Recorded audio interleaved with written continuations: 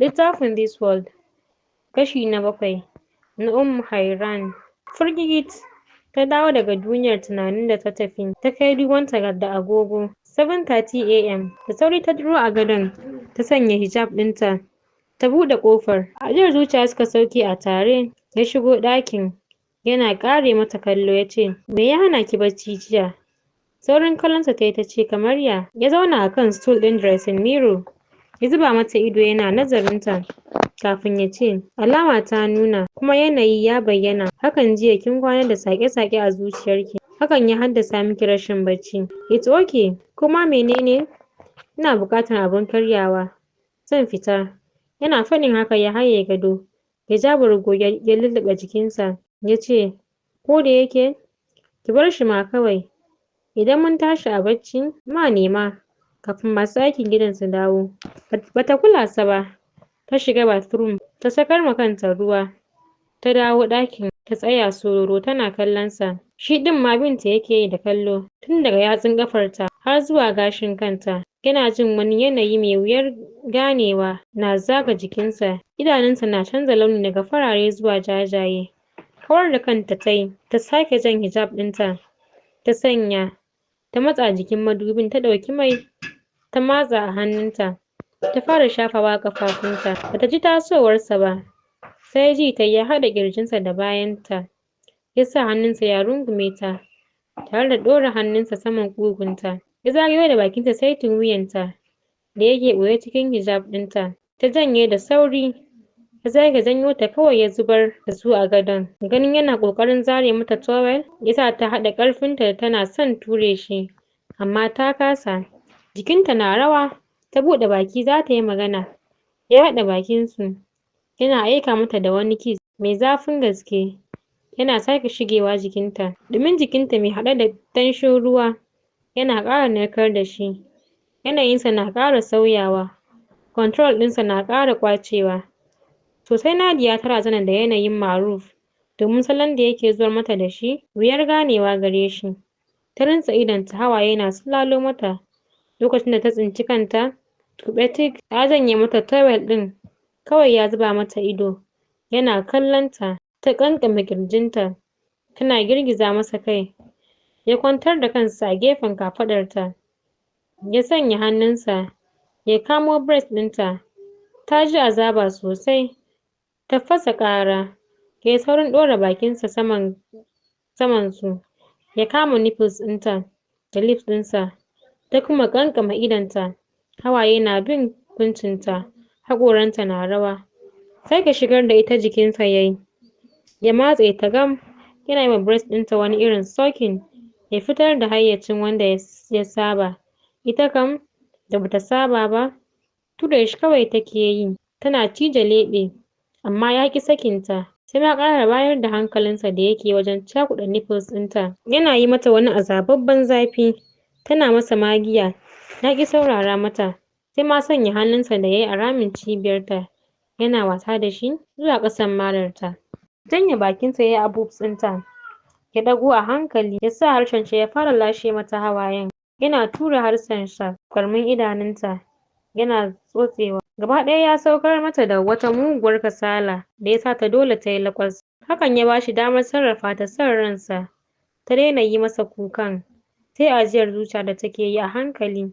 Ya ɗaga ta, ya miƙe, ya kashe hasken da ke ɗakin, ya gyara labulen. A yau kam, yanda yake jin mugun feelings ɗin matarsa, ko da zai yi na ƙarshe, sai ya mori amarcinsa bakin gwargwado, domin kuwa ya san kansa a yanda ya tayarwa da kansa hankali.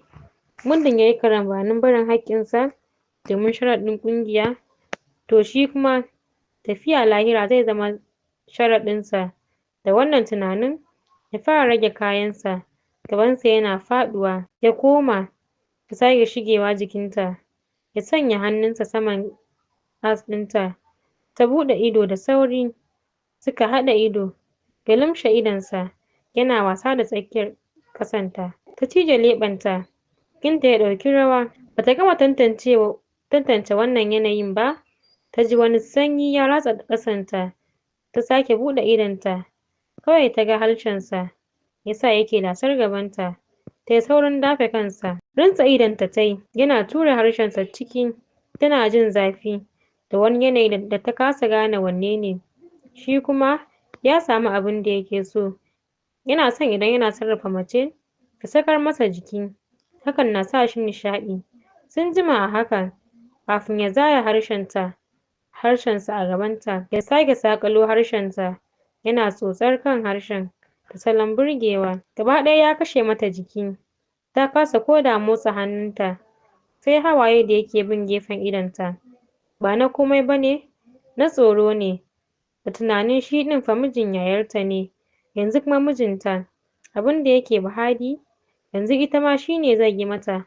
Bata gama dawowa daga wannan duniyar tunanin ba, ta saki wata ƙara saboda yadda ya tura yatsansa a fusi ɗinta.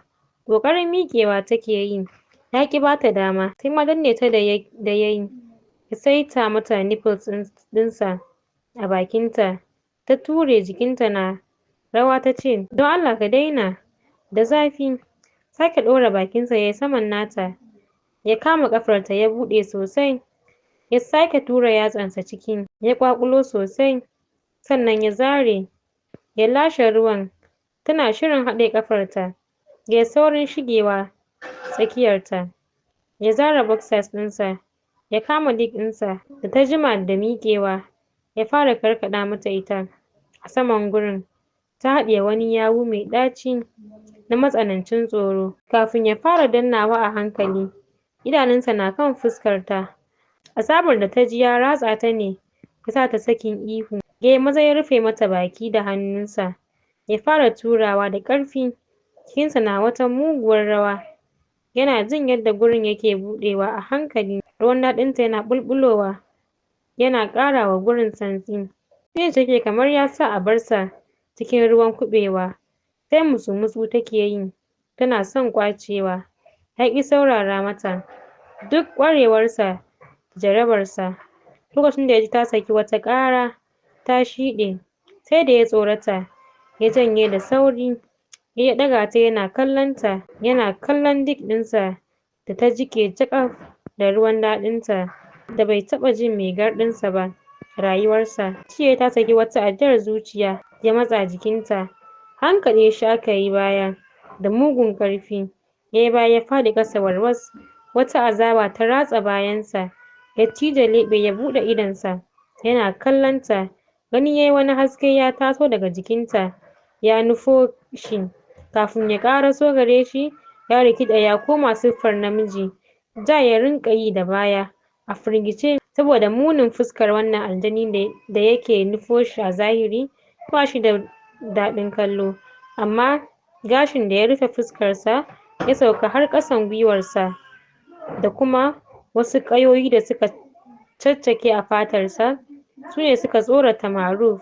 Ya rinƙa ja da baya, da wuri ya ƙure masa, sai ji yayi wannan aljani ya bushe da dariya da take kama da tasowar iskar hadari. Tun yana tsaye, sai da ya durƙushe ya cigaba da dariyarsa da ke ta amsa kuwa a gidan. Tuni jikin Maruf mazari yake yi, ya rintsa idonsa, ya toshe kunnensa. Ita kanta sauraron wannan dariyar kaɗai azaba ne ga ruhi. Sun jima a haka kafin ya ji ɗuf, muryar ta ɗauke. Cikin tsoro ya fara buɗe idonsa, ga mamakinsa sai ya ji bai ji motsin wannan aljani ba. Ya ja ajiyar zuciya, ya yunƙura yana shirin miƙewa, ya ji shi tamau a ɗaure da jijiyoyinsa can ta jikin bango. Bayansa ya sake jin an kuma kwashewa da dariya. Ya wuntsila, ya miƙe.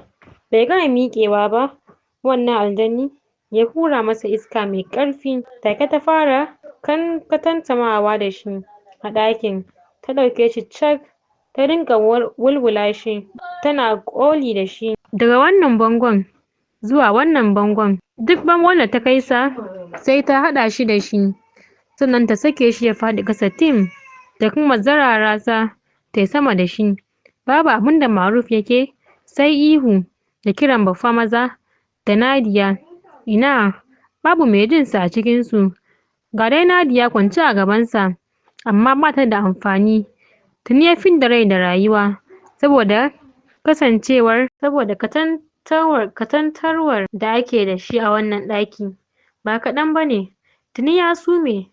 Ganin hakan yasa wannan aljani ya matsa ya sanya hannunsa ya riƙo shi ya baje a tafin hannunsa ya jefa shi a gadon ya sanya hannunsa ya shafi gabansa ya sake kecewa da dariya ya koma ya shige jikin Nadiya da ke kwance kamar gawa. Wata atishawa ta saki ta zabura ta miƙe tana kalle-kalle a gefenta ta ga Ma'aruf kwance tsirara duk jikinsa jini ne yake fita. Ta saki wata ƙara tayi kansa ta ma manta da azabar da take ji a jikinta. Ta ƙanƙame shi tana jijjiga shi tace, me ya faru da kai ya Ma'aruf? Tashi mana, kada ka mutu kai ma. Shiru ta ga bai motsa ba, sai jinin da yake ta fita ta bakinsa. Ta duro daga gadon da sauri, ta zari underskirt ɗinta, ta sa, ta wuce fridge ta ɗauko goran ruwa, ta buɗe ta juye masa ita a kansa. Sanyin ruwan ne ya sa shi ajiyar zuciya. Ta jefar da robar, ta faɗa jikinsa da sauri ta rungume shi ta fashe da wani kuka mai gunji tana shafa kansa da fuskarsa da ke ta zubar da jini ta ce, me yayi maka haka? Waye ya illata ka? Don Allah ka yi magana, don Allah ka yi magana. Na shiga uku na. Waye ya shigo ya gan mu a wannan yanayin ya Ma'aruf? Please ka yi min magana mana. Me ya faru da kai? Hannunsa ya ɗago da ƙyar ya zagaye ta suka sauke wata ajiyar zuciya mai ƙarfi tare da janyo tishu ta ringa goge masa jinin. Yana ta sauke ajiyar zuciya. A hankali ta miƙe daga jikinsa. Sai lokacin ta fara jin ciwon aika-aikar da ya mata. Ta cije leɓenta, ta dafa bango. Mararta na wani matsanancin ciwo. Take ta zube a gurin ta dafa mararta. Ta haɗa kanta da bango, tana wani irin nishi. Da sauri Ma'aruf ya taso, ya iso gare ta, ya riƙo ta, suka yi baya lu suka zube a gadon, ya ƙanƙame ta, ya sake shigewa jikinta, ya zare under ɗinta, ya zare under ɗin da ta rufe ƙirjinta da shi, ya saki wata azababbiyar ajiyar zuciya, ta ƙanƙame shi tare da rushewa da kuka. Za ta yi magana, ya rufe mata baki, ya cafki ɗaya, duk inda take tunanin zai saurara mata yaƙi. Ga mararta da take wani ciwo na azaba, sake matse ta yayi, ya ci gaba da tsotse ta. Bai ja wasan ba, ya buɗa ta, ya shiga aika-aikarsa. Ajiyar zuciya ta saki, tana cije lips ɗinta, shi kuma ya kwanto jikinta, ya fara motsa kansa a hankali har ya samu ya daidaita da ƙyar, ya sake lafewa a jikinta, yana jin kukan da take yi masa, yana ratsa jikinsa, tana huda zuciyarsa, tana shiga sonta da tausayinta a tare, amma ya kasa saurara mata, sai ma ƙara daidaita kansa da yayi, ya rinƙa soka mata kayansa, tana wani irin nishi mai haɗe da ihu, ji take yi kamar yana ƙara mata ciwon marar. Sun jima a haka kafin ta ji ya ƙanƙame ta, ya sakar mata wani abu mai ɗumi a cikin jikinta, ya kwanta luf, yana sauke ajiyar zuciya, yana shafa sumarta. Sun jima a haka, sannan ya samu ƙwarin gwiwar miƙewa, ya nufi bathroom, yana layi, ya faɗa cikin ruwan da ya haɗa. Gaba ɗaya jikinsa ciwo yake yi, ga wani zazzaɓi da ya sauko masa. Da ƙyar yayi wanka, ya haɗa mata wani ruwan, ya fito ya ɗauke ta, ya sa ta a ciki, ta riƙe shi, ta sake ƙara wa kukanta ƙarfi ta ce, Allah ba zan yafe maka ba, wayyo mama, wayyo anty Hadiya, mijinki ba shi da tausayi, wayyo Abba. Rufe mata baki yayi da hannunsa, saboda baya son hayaniyar ko kaɗan.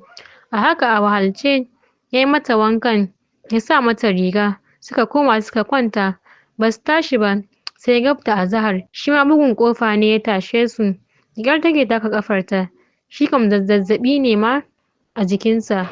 Bargo ya ja ya rufe jikinsa, ya fito ya buɗe ƙofar. Yaruma ce, tana ganin ta idonta ya ciko da ƙwalla, tayi saurin zama ita ma ta zauna ta ce, ke wai kukan nan ba zai ƙare ba ne? Hankalin mama ya ƙi kwanciya. Ta taso ni ta ce na zo na ga lafiyarki. Sunkuyar da kai tayi, ta ce, ni da sauƙi, shine dai ba shi da lafiya. Zaro ido Yaruma tayi ta ce, Ma'aruf ɗin? Me yake damun shi wai? Hawayenta ta share ta ce, wallahi ni dai ban sani ba. Na tashi na ganshi duk jikin shi ciwo. Na tambaye shi ya ce ya share kawai, kuma ya ji ciwo sosai har ma zazzaɓi ya rufe shi. Salati Yaruma ta ce, to yanzu da ban zo ba haka za ku zauna? Ke ma da ganin ki ba lafiyar ce da ke ba.